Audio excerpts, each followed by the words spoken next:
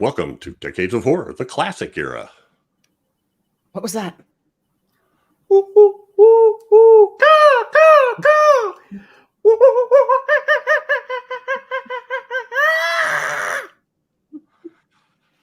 This is episode 141, recorded December 18th, 2022. Gruesome Magazine. Hi, I'm your host, Jeff Mohr. On this podcast, we cover the good, the bad, and maybe even the ugly horror films released since the beginning of time through 1969. In each episode, we'll discuss the monsters, spirits, psychos, and villains that have haunted movie-going audiences since the dawn of film history. Decades of Horror, the classic era, also partners with Play Now Media on three of their channels: the Classic Sci-Fi Movie Channel, the Classic Horror Movie Channel, and the Wicked Horror TV Channel, which has oodles of good content. You can watch them for free with ads, or you can subscribe, in which case no ads, plus there's some premium content that you can only see if you subscribe. But we have some good news. They're adding some more channels. They're adding a free Classic Horror Movie Channel, which will be with ads, and a free horror movie channel with ads. Woo-hoo. And Decades of Horror 70s and 80s will soon have episodes on a couple of their channels. They're launching a new one called Retro Horror 70s, 80s, and 90s, which I'm extremely excited about. It really kind of fits the whole Decades of Horror thing, right? Mm-hmm. So anyway, check that out. The apps are available on Roku, Apple TV, Amazon Fire TV, Android TV, online website, and across all OTT platforms, as well as mobile, tablet, and desktop. And, you know, I'm assuming some of this stuff will be up when this goes live in like a week and a half. So check it out and let us know if you're having problems. With me this week are my incredible co-hosts. First up would normally be Whitney Chiazzo, but she is traveling with family, having a great holiday vacation. I can't wait to hear about her adventures when she gets back. Also with us, first up this time, not usually first, but second, Chad Hunt, co-host on Decades of Horror, the 1970s and 80s, a film producer, director with Wreak Havoc Productions, and a comic book artist and writer. Okay. I am all that. I think during this show we should refer to you as Dr. Hunt. Dr. Hunt. Why for? Because you have to be a doctor to be in this movie. It's a doctor or something. They just gave doctor's certificates out like Cracker Jack boxes back then. Also with us is Daphne, who is awesome, stupendous, and likable as hell. Daphne, how you doing? I'm doing very good. It's always nice to see you guys. Excellent. Fired up to talk about this movie. And spoiler alert, this movie is just short of 70 years old. 66, I guess, years old. So we are going to talk about the ending. We're going to talk about all parts of it. If you haven't seen it, you should go out and check it out. And on this podcast, we start by giving some basic details of the film we're covering, followed by each of our first impressions and some taglines, and then we get into a general discussion of whatever trips our trigger. And sometimes it's even something to do with the movie. So our movie today, it has been known. The Creature Walks Among Us. Uncle Gill. Yeah. I had an Uncle Gill. Do you look like that guy? Some of the time. Say no more. When he was a little green around the gills, right? Directed by John Sherwood, written by Arthur Ross. The cast includes Jeff Mohr, Rex Reason, Lee Snowden, Greg Palmer, Rico Browning, and Don McGowan. Production company is Universal International Pictures. Filming locations, Wakulla Springs and Fort Myers, Florida, and Universal Studios in California. It was filmed August 29th through September 1955, and the release date was April 26th, 1956. Box office, $1 million, I guess. I saw that on the, I think it was on Wikipedia. The synopsis. The creature is captured and turned into an air breather by a rich, mad scientist. This makes the creature very unhappy, and he escapes, killing people and setting fires in the process. That's not true. From the Black Lagoon. Yeah, that's not really true, is it? There's a lot of half-truths in there, for sure. There were some straight-out lies. Yeah. Speaking of truths, half-truths, and straight-out lies, it's now time for Taglines with Chad. Finally. Some good music. Or maybe, I don't know, maybe. All right. Yeah, I like that one. I like it. Yeah, I was glad I was able to find it. Okay, so we do have some taglines here, a fair amount. They're not as much taglines as they are statements of fact. Okay. As in the first one. Yeah. That's true. Your first tagline is the second sequel to The Creature from the Black Lagoon. That's true. For real, Ma? For real? It's the real sequel? The second sequel. I like that. Yeah. Terror stalks the city streets. That did not happen. Maybe a driveway, a private driveway. Yeah. The beach. Some beach. Terror stalks the goat fence. Yes, the farm. Yes. Okay.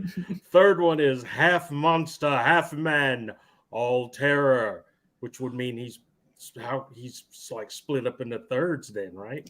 It's not halves. A third monster, a third man, a third terror. I think it means even the half man part is terrifying. Terror. Anyway. Whatever. These Hollywood jackasses and the bad taglines. Okay. Half monster, half man, a clutching claw at the heart of civilization. Okay.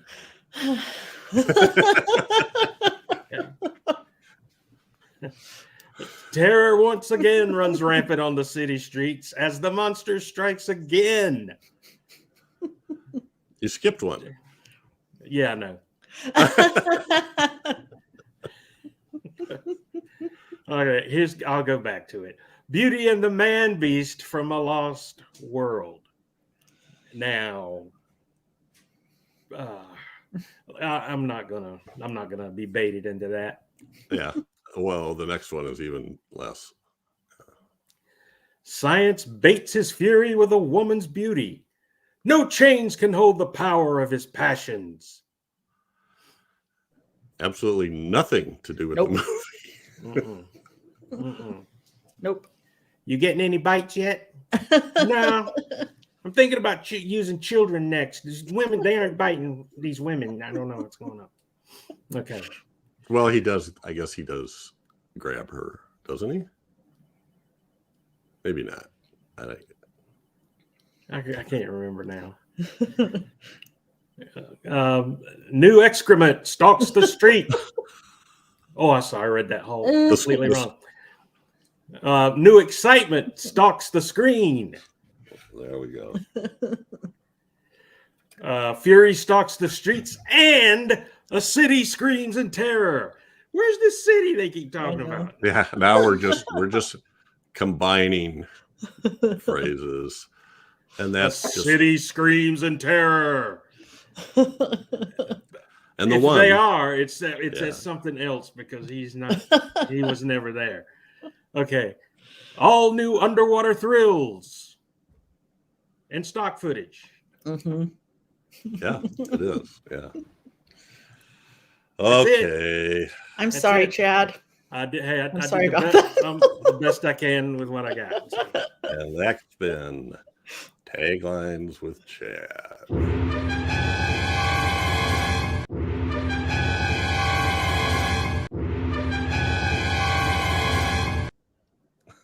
Oh, that was good. All right, already.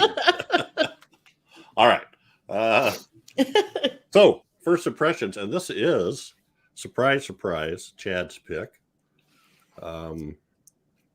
This is the third one. And, you know, we did the first one. I think we've done them like about 2 years apart each time. Yeah. Or maybe more, maybe 3 years. I think the first one was number 3, episode 3, maybe. Yeah. Anyway.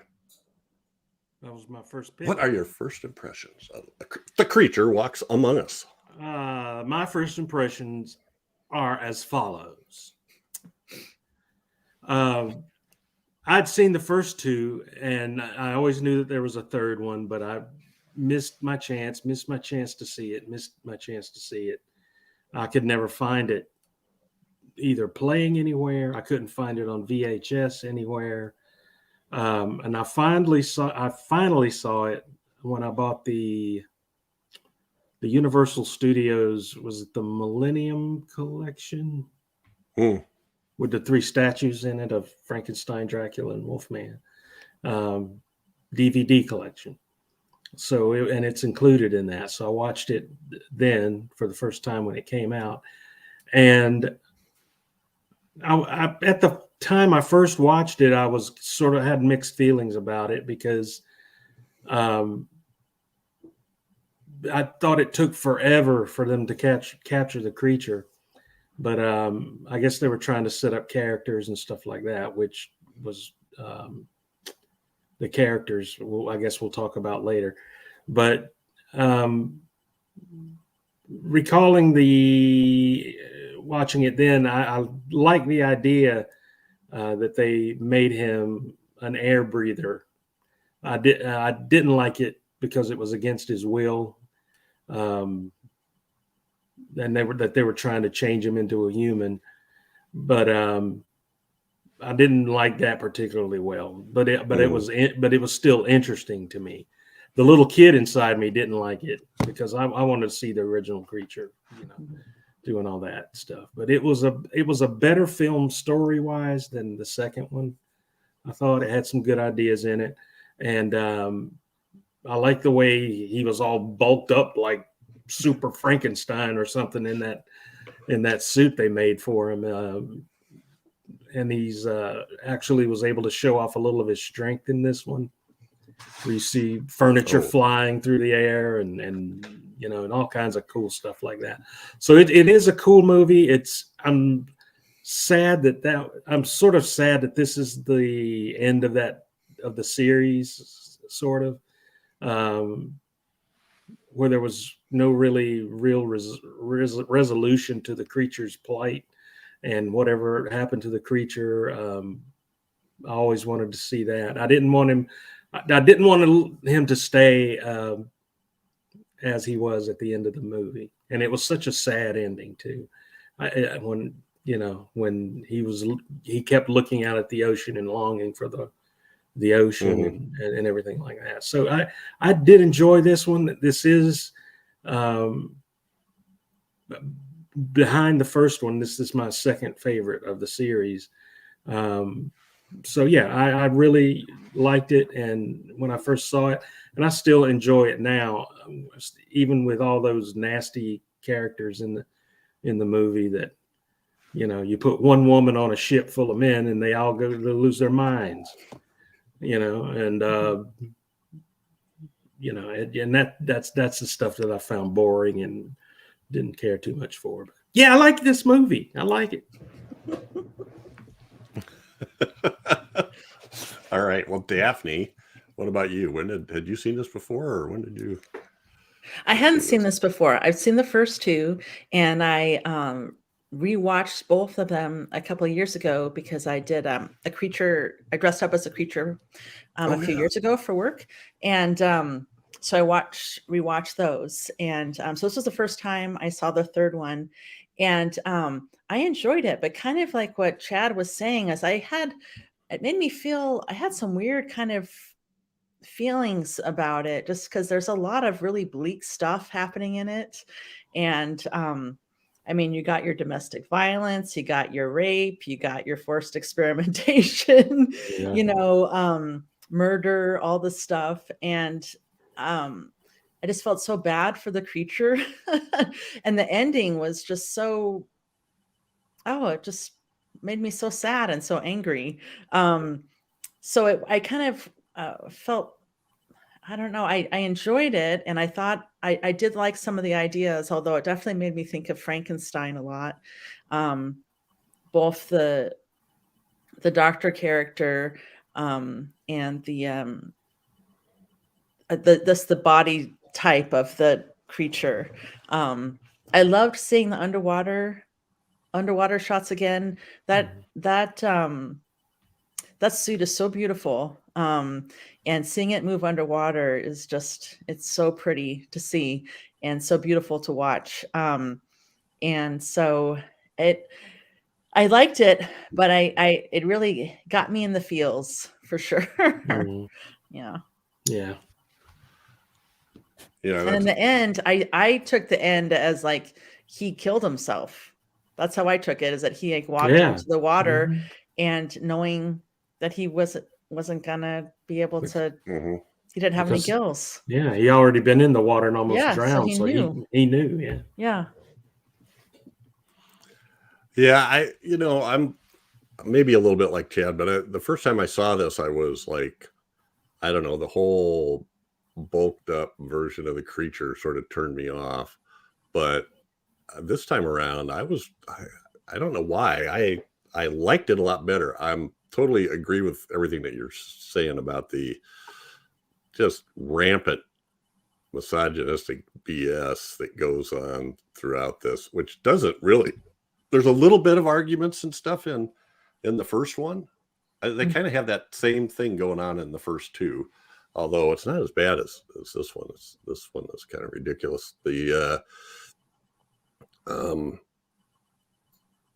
like the storyline, of them bringing them in, and then, I think Joseph Perry would love the pseudoscience in here.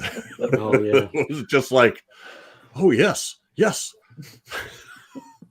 I was just screaming at the screen, put on some freaking gloves, for crying out loud. You don't have any sort of protection. This guy's skin, you're going to contaminate it. We can create an entirely new form of life. We can change the blood texture, build up the red corpuscle count, then the gene structure has to be affected. Like, what? Okay. So there's a lot of goofy stuff in here too. I don't but I really liked once they found the creature, that most of that, other than the I don't know. It makes one of the greatest, most satisfying kills, though. All the men behavior. So anyway, I think I'll stop there. Other than to say, the doctor thing, we've got in the first. I actually rewound it and counted. There was a 90-second thing where we heard somebody called a doctor 15 times in 90 seconds. It's like, hello, Dr. Barton. Hello, Dr. Morgan. Hello, Dr. Fine, Dr. Howard, Dr. Fine. Yeah, exactly. Where's Dr. Johnson? Well, he's in the lab. Oh, well, thank you, doctor. Anyway, let's take a look at some posters here. If I can remember how to work this. Because there's a lot of posters, but there are kind of two motifs. So this is the one I see the most. So he's look at those pants. I know, and he's straddling the Golden Gate Bridge. Yeah. That means that guy's a giant too. And he's throwing another giant down.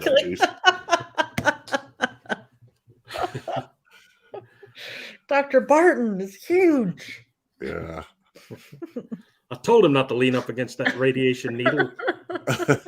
Oh, yes, radiation meter. Uh, All right. Hey, so, get down from there, porcupine. So these two are different, a little more colorful, but kind of, it's not artwork. It's I don't know what would you call this, montage or. I don't the know. creature looks like That's Tor what- Johnson in these. Yeah, they do. He does. They put these photos in. Why do they feel the need to keep putting bridges in here? I That's know. what I'm just. I know. Well, they are driving on a bridge at the beginning, but they're nowhere near a bridge that big. Because it says city, maybe. Somebody maybe. said a city stocked with terror, and so See, one lie feeds another lie, yeah. feeds another lie.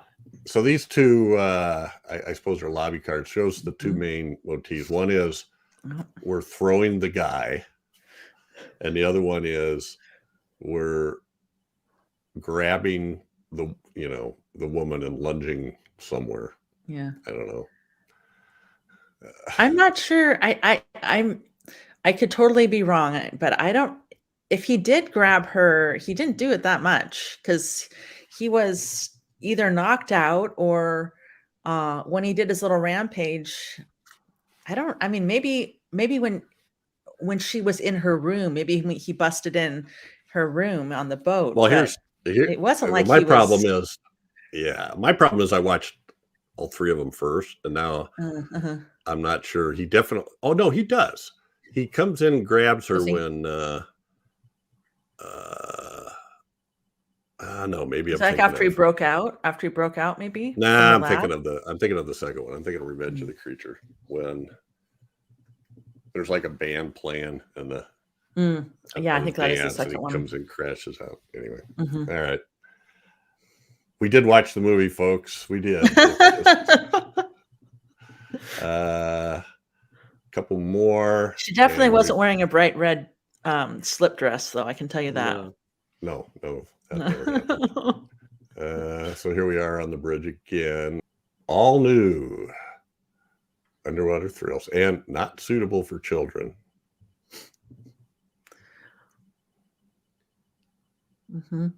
It should be after they put pants on him.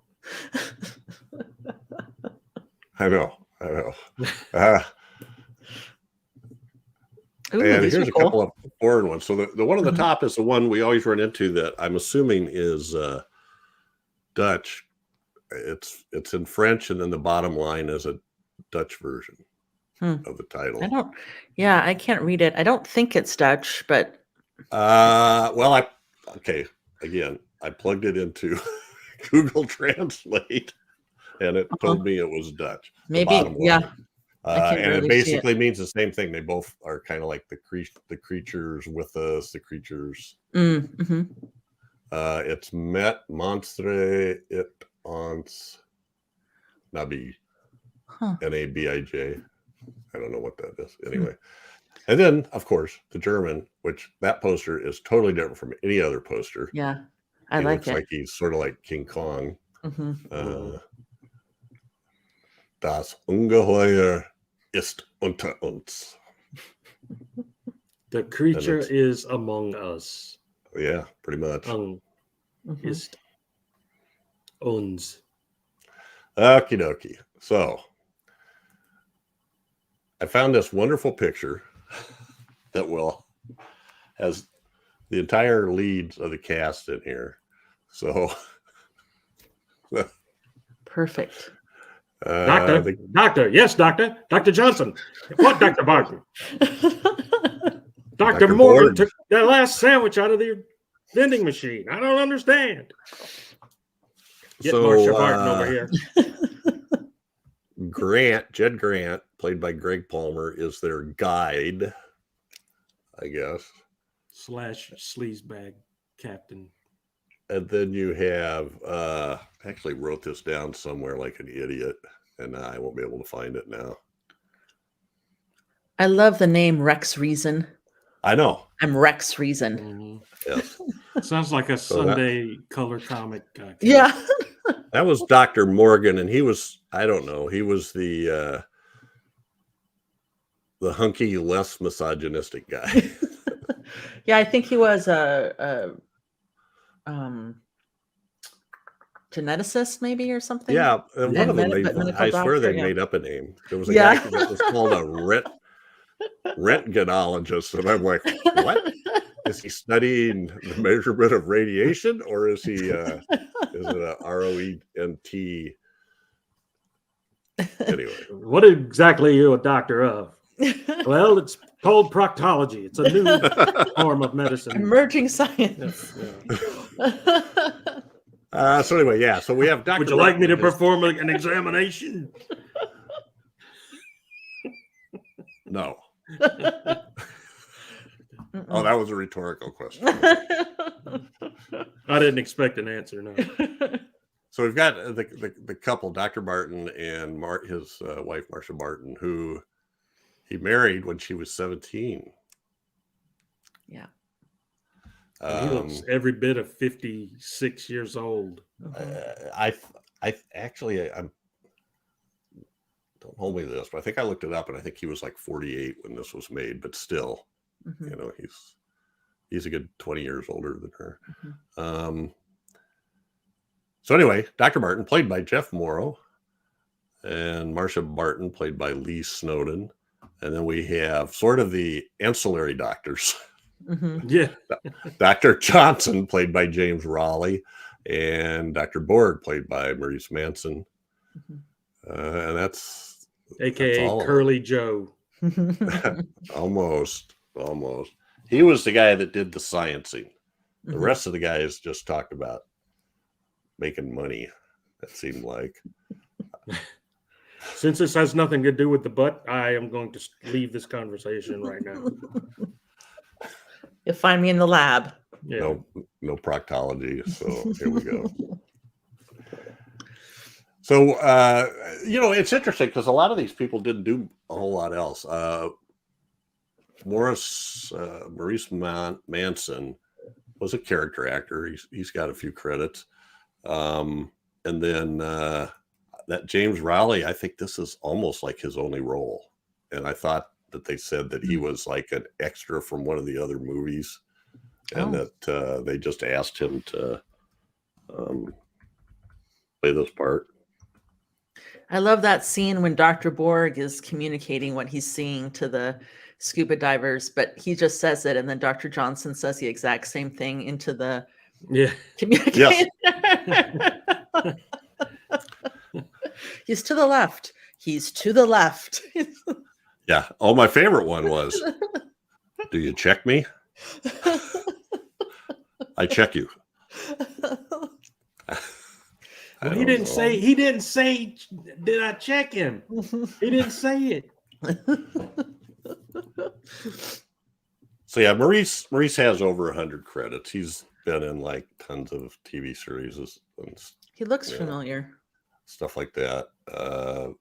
Did you say series? I did. It's okay. It's I plural. couldn't let that go. I'm sorry. It's plural of Series I. Series I. Series is. Well, it's a TV series, and then it's multiple TV series. If it's funny, it's going in. I don't let anything slide. So James Raleigh has 19 credits, and it's a lot of them are like uncredited, and he plays characters like man, clerk, ballot chairman, elevator operator. Man. I know. Hey, man. Oh. So this is probably a big deal for him. He had a fair amount of lines. But I want to talk about Lee Snowden. I thought actually was pretty good. I thought she was great. Yeah, I thought she did a really good job. Considering the baloney she had to put up with. She was sassy. Mm-hmm. There's something about the way that she acted. She just seemed really real, like human.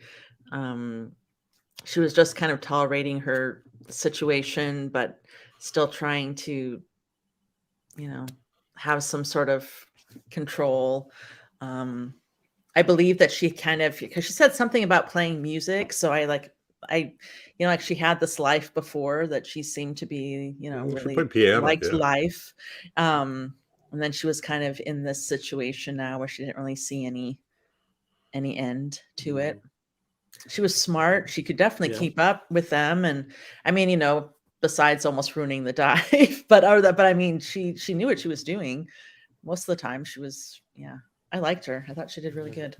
I like the way she delivered all of her lines. I mean, she was like, stop! Get your hands off me! Stop touching me!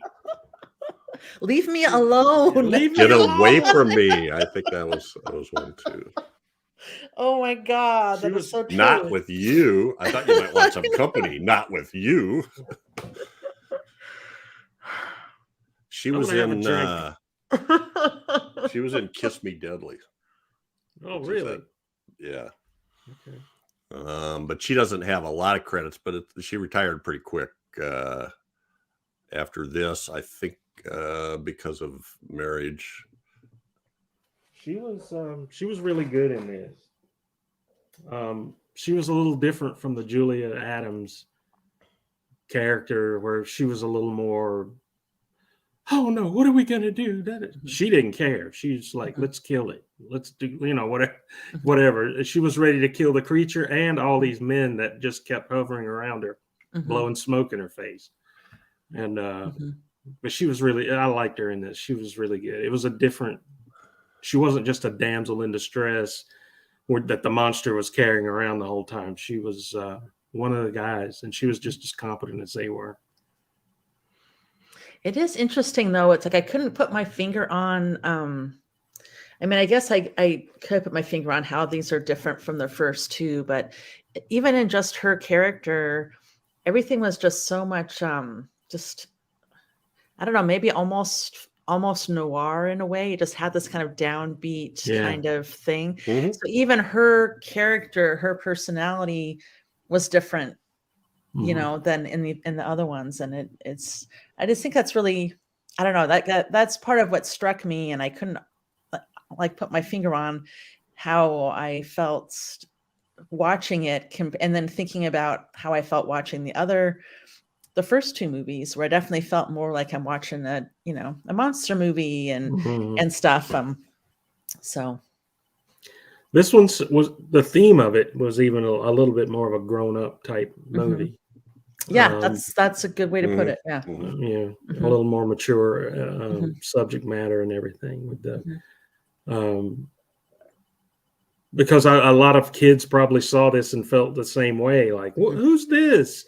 Who's this monster? And why are these people doing nothing but talking, about everything? So it was a little, that's how it was different for me anyway. It was written a little more mature than the other two. Well, I that's a good point. I didn't think about that, Daphne, but her character is kind of noirish. The way she kind of smarts off at the guys, and I mean, right off the bat, we have the scene where she's driving this convertible over the bridge, going like a bat out of hell, basically, and her husband's like looking at her weird. And then when she gets there, she screeches up, gets out of the car, and strides right up onto the boat. And it takes him a while to get there for some reason. But then he walks up, doctor, and then just walks away into the room and leaves her. And she's like, he made me come. I didn't want to come. And then he just leaves her with these, with the worst guy. Grant is the worst of the bunch. But after that, it kind of seems like she kind of develops the attitude, well, I don't want to be here, but I'm going to have fun. It gets her in a little bit of trouble, but the whole firing the rifle off the deck was kind of cool. I thought. Yeah. Oh my God! Bang, bang, bang, bang, bang! Look, sharks! Bang, bang, bang, bang, bang! Now, Dame's gone sea crazy. I have a They couple were chasing a wardrobe. porpoise or something like Yes, that, I yeah. think. I have a couple wardrobe questions, Mhm. Daphne. That Her What wardrobe was wardrobe? awesome. Yeah. Oh, it was. But I do have a Yeah. question. The swimsuit almost looked like it was a sweater. mean, That's exactly what I was thinking. It looked like a sweater, and I'm or at very least the interested trim in it. around the arm and the Uh-huh. neck looked like Uh-huh. rib. Mm-hmm. Yeah, Elastic that was material. perplexing. Yeah. It was. And then I also need to ask, whatever happened to bathing caps or swimming caps? Doesn't she You have know, one I don't on? know. She does. Yeah, nobody you're does right. anymore. Nobody does anymore. No. Uh-uh. Then- Did they really keep your hair dry? That's what I want to know. Crickets. Daphne has no experience to draw from. Yeah, sorry. My mom, I can remember my mom wearing one. I used to wear one in the shower. So anyway, yeah. Things we don't know. We're gonna have to look that up. Somebody Mhm. is gonna make a comment Mhm. and explain the history of bathing caps, just like they explained the history of Navy uniforms the one time. And I would love it. That was I would awesome. love it. I would Yeah. love I'd to like to be know, educated yeah. on that. Yes. I didn't care before, but now I do. Thanks, Jeff. So there's a couple of underwater scenes here. And you made a comment, Chad, earlier about the stock footage. Mm-hmm. What were you talking about there? Just some of the creature scenes and the underwater scenes look familiar from the first one. One of the commentaries I listened to said that there was only like one scene with Rico Browning in it that was shot for this movie. Otherwise, it was all stuff from the other movies. Really? Now, I kind of questioned it because, and the people doing the commentary, I think it was Tom Weaver and Bob Burns, who should know what they're talking about. But there was one scene where it showed the three of them swimming, and you could see the creature lurking behind the weeds Mm-hmm. in the background. It didn't look like that was doctored, so I wondered about that one. And then the other one, I think, was when he was obviously it was attacking them on the boat, and he that had to have been new, I think, unless maybe they put the other guy in it. I don't know. Anyway, I was wondering about that because the suit looked, I mean, it looked so beautiful under the water shots were just gorgeous. And I was wondering if they just did it again. It had that magic, or if it was previously filmed, because that was really, really beautiful again.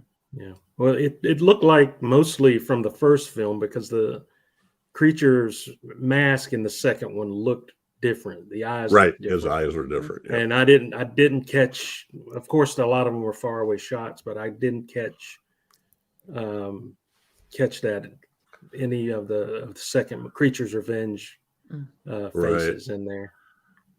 Well, and I think if I remember right, they said that it wasn't so much that they reused footage as it was stuff that was shot for the other movie that wasn't used. Mm-hmm. But anyway, I love seeing it, and it's a combination of the suit and Rico Browning's gracefulness. I think it's just amazing that you just believe. So beautiful. You just believe. He So this moves so beautifully. Yeah, I know. So I do want to mention the what I thought was one of the really weirdest scenes, and I still don't even know why it was in there. The Rapture of the Deep scene. Oh, yeah, when she was kind of doing her dance down there type Yeah, thing? well, she got, and it's a real thing. It's just that right. They said you're going to have, you don't have enough oxygen in your blood. As you go deeper, it's compressed, and but it's you don't get enough oxygen, it gets compressed, and if you go down too deep and you're not, especially if you're not used to it, a lot of times they'll have different mixtures for going deep. And that's where she kind of like going, I don't care, I can go down if I want to, is kind of what she does. Mm-hmm. And then these other guys say, don't worry, we'll keep an eye on her, which they don't. They don't. She's off by herself swimming around. And you tell me, what when she was swimming, when they went down scuba diving, she looked like she was swimming like Superman flies. Like I noticed that too. Her arm, like one arm to guide how she was. Yes, I noticed that too, Jeff. It was odd. The weird things you notice. So I have no experience scuba diving, so I was like, okay, I guess. Well, I guess maybe that's how you do it, but I noticed it too. Well, I did actually. I got a scuba diving certification card like when I was 16, but I never went other than that. I didn't have the money. We had to do an open dive for a test. So anyway, you had to do, part of it was take a class, and you had to be able to calculate all this stuff. Every 33 feet that you go down is 1 atmosphere of pressure. So you've got 1 atmosphere pressure on the surface. You go down 1, now you're under 2 atmospheres of pressure, and you don't really feel it, but it changes the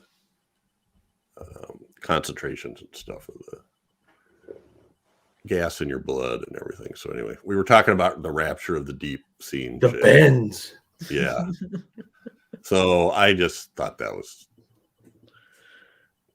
kind of hilarious, actually. I mean, it shouldn't have been hilarious, but and then she takes her fins off, and talk about that. Those fins really date it too, because even I took scuba diving in like around 1970, and we had bigger fins, and now they have humongous fins. Those were like little baby fins. They were, I don't know if you noticed that or not. Weird stuff I noticed. And I mentioned this in the other one. This one, they don't have the tanks upside down, though. Oh, okay. So that was something I noticed in the other ones. Where the valves were down, which seemed like a really dumb idea to me. If you sit down or hit something, you could break that valve. Anyway, but they're beautiful. The underwater scenes are still beautiful, even though, you know, some are retreads and some are and for some reason I really like this bottom picture of these 2 guys going down, and you see those intermittent bursts of bubbles going up. All right. So creature before and after. God, that suit is just so great. That's one of the most beautiful things ever invented for our horror creature movie. That's just, it's a beautiful, beautiful. And the one on top is very nice too. It really is. And yeah, I agree. So here's the big penultimate, or the big sort of climax, where they're out trying to get him. He outmaneuvers them.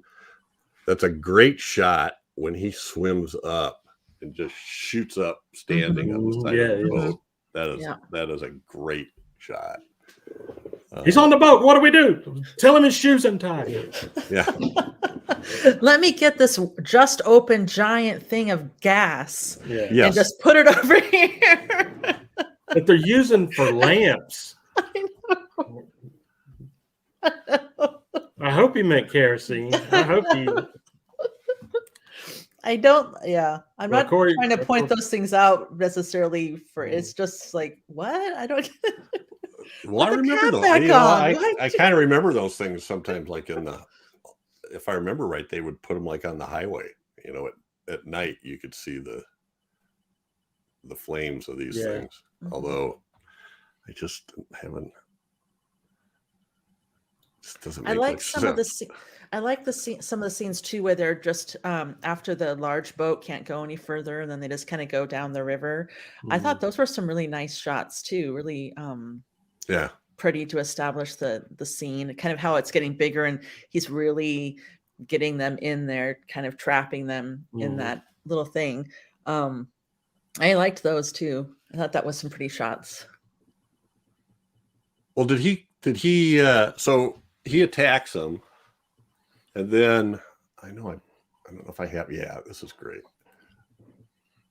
So that was another great scene when he lifts that boat up. That was incredible.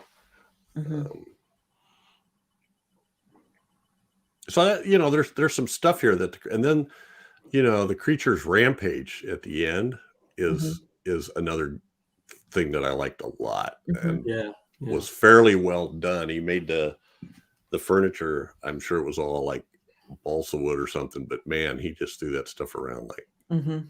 It was they had lines attached to the furniture, so when he when he would flip that couch, somebody was off screen yanking that furniture. Oh, cool! Out of the way, and but it's cool how it flew. I mean, that usually was you can tell stuff like that, but that was pretty well done.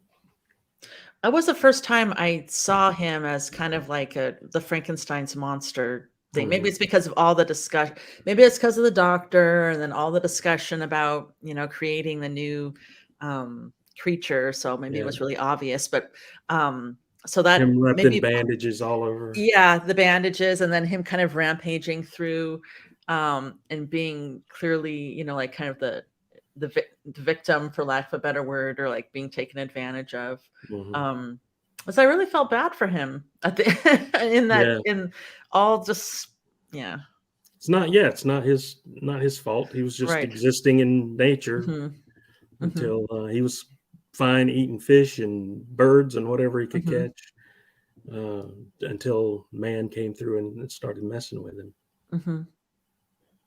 He probably never knew what it was to be angry until that. Oh, that's a good point. You're right. The whole look of the suit and that kind of rampage scene is reminiscent of Frankenstein. So that was I liked how they so openly talked about how messed up Dr. Barton was. I mean, just how that people could see that he was dangerous, and they were kind of trying to figure out how they were stuck with him on this boat, and then in the house, and kind of I just thought it was interesting that they were so kind of open about that stuff. That struck me too, and maybe it's part of the kind of noir, the more mature storyline, where it's kind of like, okay, everybody knows what's going on, but this is just life, and they're and then of course there's the creature from Black Lagoon, but I thought that was interesting. Well, the guide character Grant, he was like right on the edge of rape almost. He was really forcing himself on her, and but I don't think that ever happened. I thought that she stayed. She kept her morals, I guess. She didn't, because she was married, even though the guy was a jerk. She didn't. She wasn't doing anything. He was pursuing her. She was making it very clear that she didn't want to have anything to do with him. Super creep. And I love though when he gets confronted by Dr. Barton, and just both of them are just they're just terrible, and they're just kind of facing each other, and you see the kind of arrogance of it's like Jed, and he's just like, I know that I've got you under me, just like the ultimate troll, and he's just like getting his clothes on. Oh gosh, they were both so creepy. You're just mad about your wife. That's like it's like shut up. Playground BS. All right, I'll leave. But take this. I kind of wanted to talk. So the two guys that Rex Reason and Jeff Mohr were both in what's this planet Earth? I got that right. This Island Earth. This Island Earth. Yeah, with the weird hairdos. Yeah, the plastic hair. From Ronco, shape it in any form you want. I'm going to be rockabilly. Yeah. Well, Jeff Mohr. So here's a triple connection here. So the first movie, Creature from the Black Lagoon, was written by Harry Essex, who later wrote and directed Octoman. And Yeah. Jeff Mohr was also in Octoman. As I don't remember that. Oh, sure. You're gonna ask me who he played. He was one of the, I think he was one of the doctors. Doctor. He was still playing a doctor. All right, you're making me look it up. Dr. John Willard. Oh, that still means nothing to me. Anyway, Can't remember. Jeff Mohr was a guy I recognize both those guys, Rex Reason and Jeff Mohr, Mm-hmm. From shows in the 50s and 60s. But I don't know what else was he in. He was in The Giant Claw. We're going to do that one day. I'm sure we will. But other than that, TV shows during that time, I didn't notice anything else. This Island Earth, Giant Claw, and Octoman. He's in a Twilight Zone episode. Sorry if you guys can hear someone's shoveling snow outside. Yeah, it's snow, huh? Yeah. Wait, So- did you say snuffling? Snubbling. Yes, I do tend to do Okay. that. I push my words together. All right, just taking notes. shoveling snow. Snubbling. Someone sniveling snow outside. Talk hard. Talking is hard. No, I don't hear anything. Can't hear anything. Okay, thanks. Is Jeff frozen? He looks frozen. I was thinking he was really looking something up, like concentrating, but I think you're right. No, I can tell. Look what a handsome baby. Nice little smile. Little tiny, and he's gone. Now everything is working out just as I planned. The takeover is complete. Poor Jeff. Right now, he's probably not going to keep this in because we're making fun of him. Right now, he's cussing more than he ever has all week. Just right now because he's messed something up. The technical. Or he lost his signal. Something like that. And he's just MF this and son of a B that. And be glad you're not hearing it. Everybody. My delicate ears. That earmuffs for the children.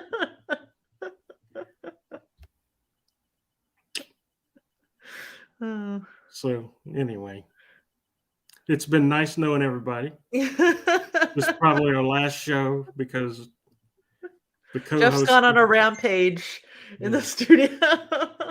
Oh, he just texted me. Lost my internet. Mm-hmm. He's making a sandwich. I'm pretty sure. Lost my internet. So, tell us, Jeff, how should we proceed?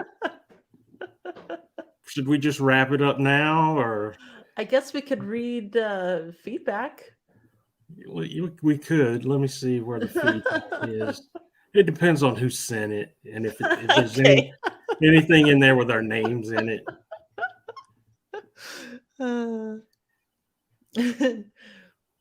There's Green Slime, Brides of Green Dracula, Aztec Mummy.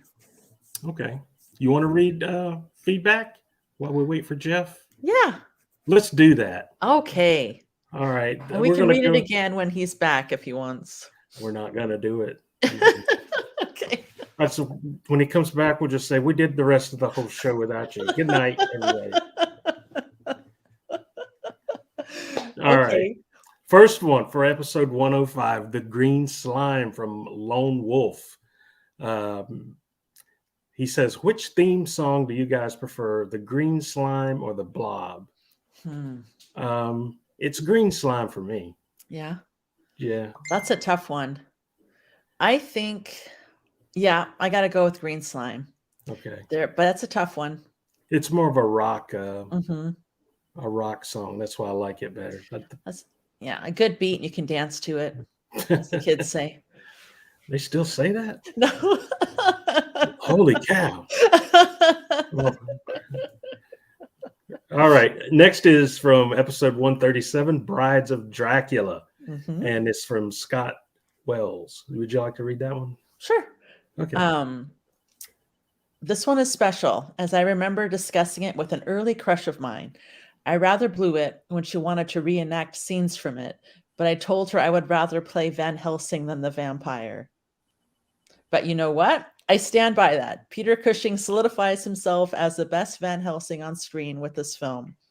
Yes, I agree 100%. I agree too. I will also point you to the season 3 episode of Route 66 called Lizard's Leg and Owlet Wing. It features not only Boris Karloff, Peter Lorre, and Lon Chaney Jr., but also Brides of Dracula, Martina Hunt. I think we had talked a little bit about that episode on one of the, I can't remember if it was a Boris Karloff movie or a Peter Cushing movie, but I remember talking about it. But the Route 66? Yeah. And I'm sure I've seen that one too. Yeah, I agree with you. He's the best, Scott. He's the best Van Helsing on screen. He was fantastic. He was just so good in it. So good in it. Okay, episode 140, The Aztec Mummy. And this is from Evil Genius. And he says, so I was more listening to this than watching it. When you all started talking about the bat, I was thinking of an actual bat, like maybe it was the mummy's familiar or something. Then you started on about how the bat got arrested, escaped jail, was in a shootout, stalking, doing all this cool stuff. So I was thinking, damn, I got to see this movie just for the crazy bat. But then next time when you were talking about him and his graphic came up, I was a bit crestfallen. He was neither luchador nor bat. You think you were confused in that episode? At least you watched the right movie. At least you watched the right movie. Good point. Yeah. So I was completely in the dark. Yeah, I didn't know what I was doing. But, okay, Jeff just texted again, and he says, what kind of sandwich do you guys want? Hang on a few if you can. Well, we can't. We're done. We just did feedback. We can do the wrap up. We can do the wrap. We can do the wrap up. Unless you want to know about the janitor who worked in the building where they were containing the creature, the guy that shoveled poop, goat poop. Unless you want to know about, because Jeff has just a plethora of information on that guy. How he grew up and everything. Yeah, he's got that. He did his background research on that for sure. Yeah, Jeff's good like that. Do you think that that the goats were there supposedly because they thought that the creature would eat it? That's what I thought. Because it didn't seem like a goat farm or exactly. Like it was that. very strange. It was like this pen. And he's like, he didn't eat one of them. It didn't look like. He didn't. It's some people aren't as smart as they think they are. Yeah, he'll like goats because we like goats, right? Yes, exactly. I love goat tartare. And, no way. Okay, he says he's rebooting. Okay. Poor feller. He's got his internet's all twangled up. There, we already ended the show. Did you? We did read feedback and had a conversation. I told him you'd be back to tell us all about the janitor that worked in the goat farm building. And at the end, You didn't read the feedback. Well, we did, but we can read it again. I thought That's that okay. your internet was gout. I thought your internet was out, like you were gone. Don't you love the internet? I apparently was in a Bermuda Triangle of internet in my house for some reason. I did have a couple of pictures I wanted to show that are just, these are, here we are, sciencing. I know it's totally doesn't make any sense, but I really was irritated they didn't use any gloves. Yeah. I know that's stupid, but you're hearing doctor. They can't put any freaking gloves on. They're tearing the they're stuff rubbing his off face like this. I know. It's smooth like human skin, and the creature's just like. I noticed you didn't wash your hands when you came out of the bathroom. Yeah, right. They didn't even mention it. They didn't even say, "Oh, you're sterilized, right, doctor?" Exactly. No, but I caught some kind of trilobitic disease from this prehistoric creature here. Yeah, the graph is pretty funny too. They have it, to scale. He's low. They drew him a little bulky there, I think. Yeah, well, I like how they just whipped this out. It was just Exactly. it's in my book of scientific charts. Right. Not only that, it's wrapped up, and I can pull it down when I'm bringing down my maps and my. He's either pulling down drawings or putting up X-rays. He's always doing something like that. So this is the poor creature after he's burned. Mm-hmm. And he magically has a layer of human skin under his scales. Yeah. I love the way his hands are bandaged. Yeah. We were very careful on how to bandage his hands. They're all standing around taking credit for, we're doing it. We're actually doing it. You didn't do anything but throw a firebomb at it. I know. Yes. And he's taking care of the rest by changing into something, adapting into something different. You guys didn't do anything. Yeah. Well, I do like this one. Well, he needed us to cut the bandages off. His hands are wrapped up. This top picture here, he's giving him the big major side eye. You leave me alone. I gotta poop.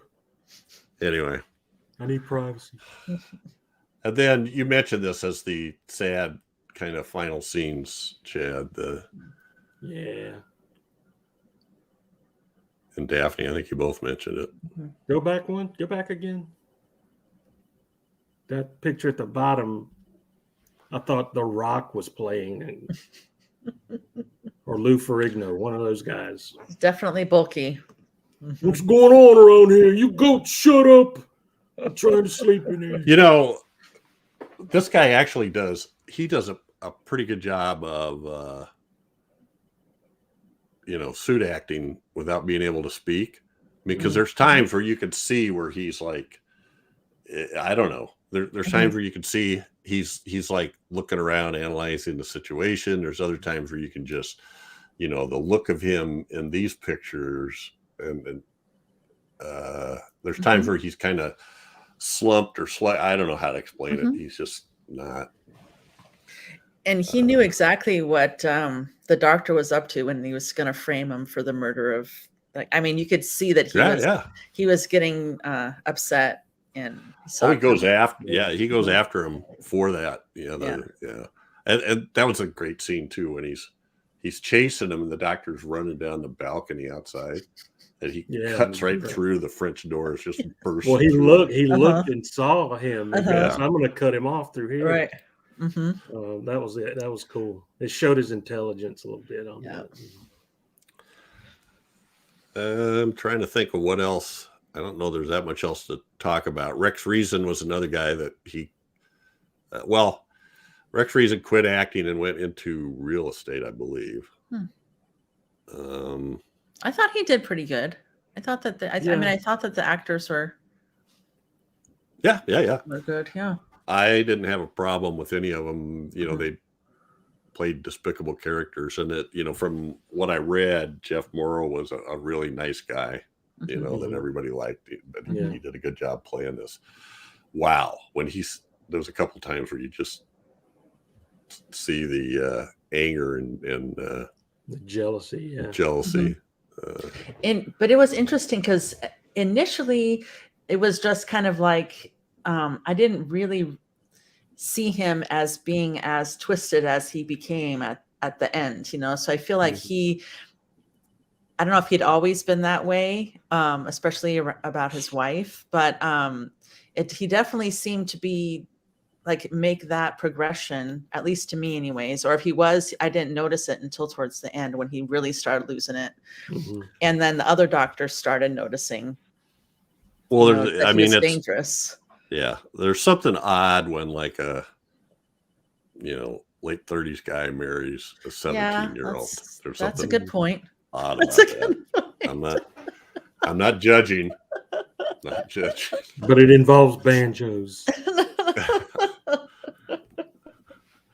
And it may be against the law in certain states. Anyway, yeah, very insecure too, you know. Yeah. But this is, you know, that what's that video that somebody put out? I was just looking at it today, where the creature's like destroying everything, and they put F this, F that on the screen. A big chunk of that comes from this movie. Yeah. Because he's throwing the furniture all over the place. Yeah, so Rex Reason, who I thought, I'm looking at this guy and going, this guy's, you know, probably leading man material. But turns his back on Hollywood. Yeah, I'm kind of surprised. He definitely had that leading man romantic character kind of. And he was in, I think he had his own series like right around this time too. Dr. Barton, MD. No, this would have been Dr. Morgan. Morgan. By the way, Dr. Barton, Jeff Mohr was also in Kronos. Rex Reason was in, Man Without a Gun, which was a TV series for 2 years, 57 to 59. And then The Roaring Twenties he was in, which was about newspaper reporters in Chicago during the, 20s, cops and mobsters and flappers and all kinds of stuff. I remember that show. Anyway, I don't know. The janitor. Yeah, I don't know anything about the janitor. Oh. Now no one will. They will. I mean, he'll. It's a Patreon thing. Go neglected in history. Although I got to talk about I just about died laughing because I didn't think about this, but I'd just been doing that screaming goat thing with Daphne. No. And then I watched the movie, and here's this herd of sheep there. I made that connection too, and I was like, oh, did Jeff know that too? That this is going in there? It was pure. We mentioned goats. it. I think we mentioned it in the last episode, and then I loaded up the video for you. And it was awesome. I never knew that until I saw that video that started circulating around. All right. Well, you know what? Chicken bite. What else do we have to say here? Just that this is an awesome movie. It is. It really is, and it's not the same tone as the first two, but it's an integral part of that series, and I've grown to love it more and more over the years. So. I think it's one of those movies that after talking with you guys about it, I think I didn't think I would maybe watch it again, but I can see where I would start I could watch this again and maybe start appreciating it more. Yeah, it's definitely worth seeing for sure. It's the creature. Yeah. Yeah. Well, there's God, it's just one of those things you just wish. And I love that 3-note sequence, Da, da, da. which has become so iconic with these shrill clashing horns. It's only in 100 other horror movies when the monster emerges. Because I remember when we did this the first time, I think that's in like the first movie that's played like 160 times or some ridiculous, or 130 or something.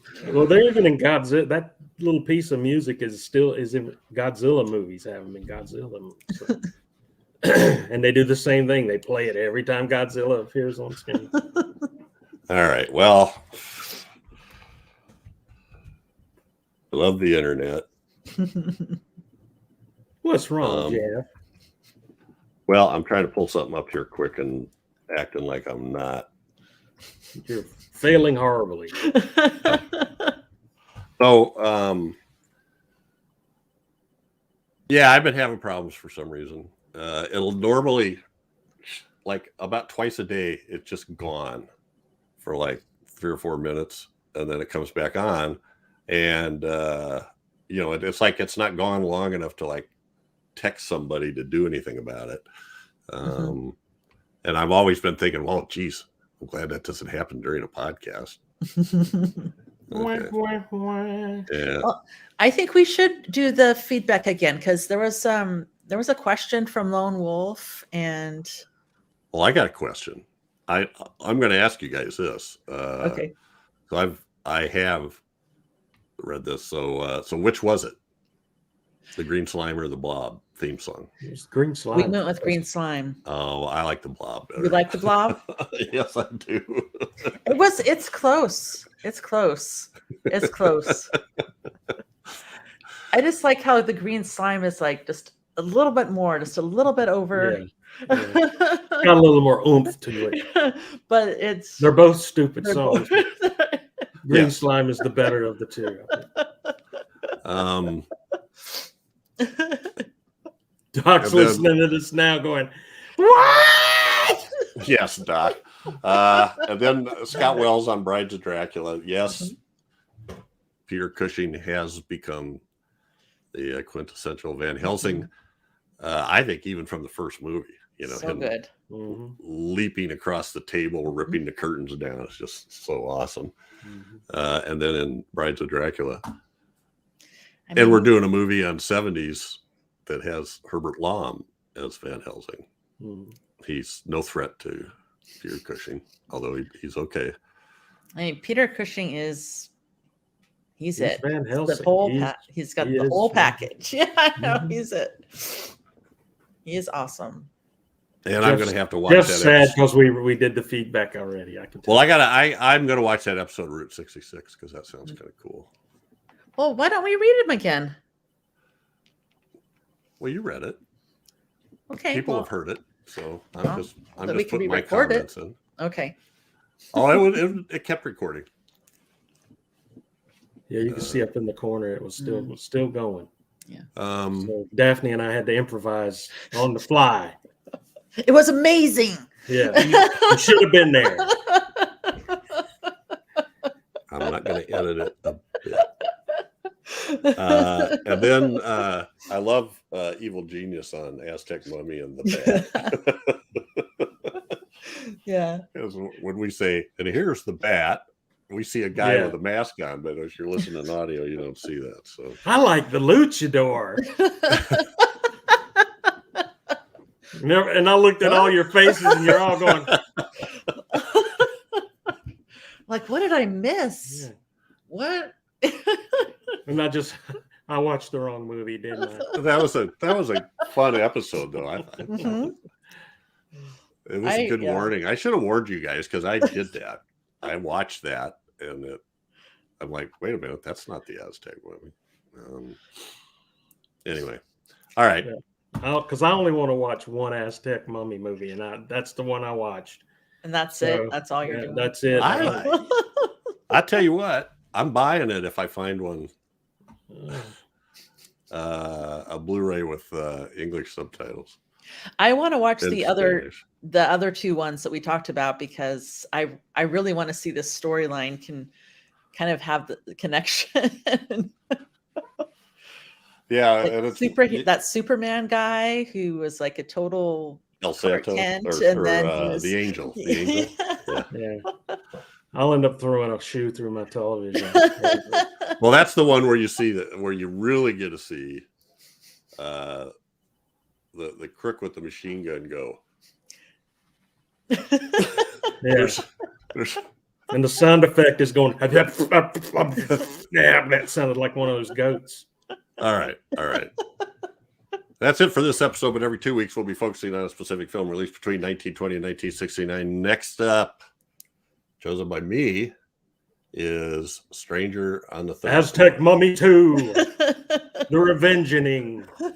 Revengeing. Stranger on the Third Floor. From 1940. It's considered by many to be the first film noir. Wow. But it includes Peter Lorre, and he's sort of a sociopathic killer. There's an Aztec mummy in the bathroom. That's not all there. He left the door open.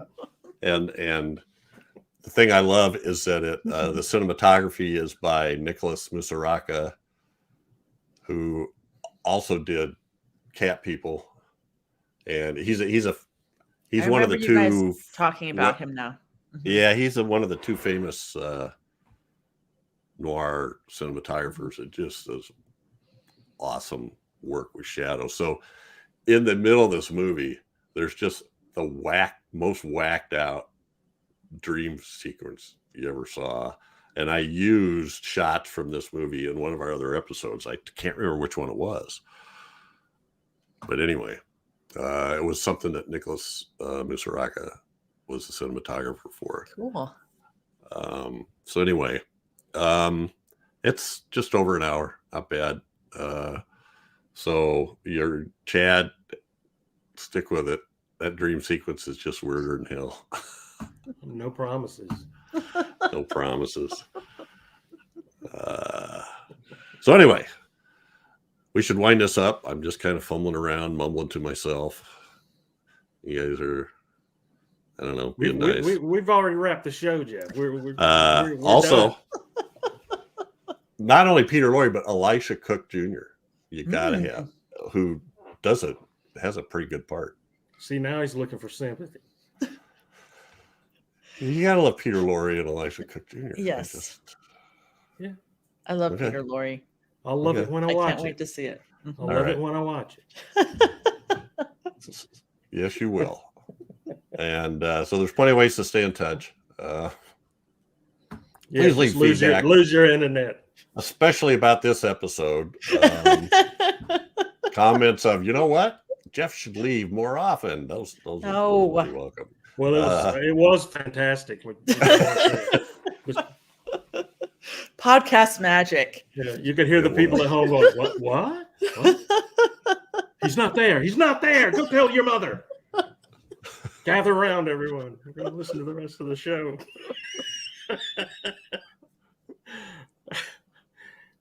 Jeff says, I've had enough of your bullshit. Leave comments. Oh, my goodness. I'm sure I didn't talk about half of the things I thought were whacked out in this movie, but we did. Anyway, Daphne. Catch us again here in 2 weeks for another great horror movie of the classic era, as only decades of horror can do it. Say goodnight, everybody. Good night, everybody.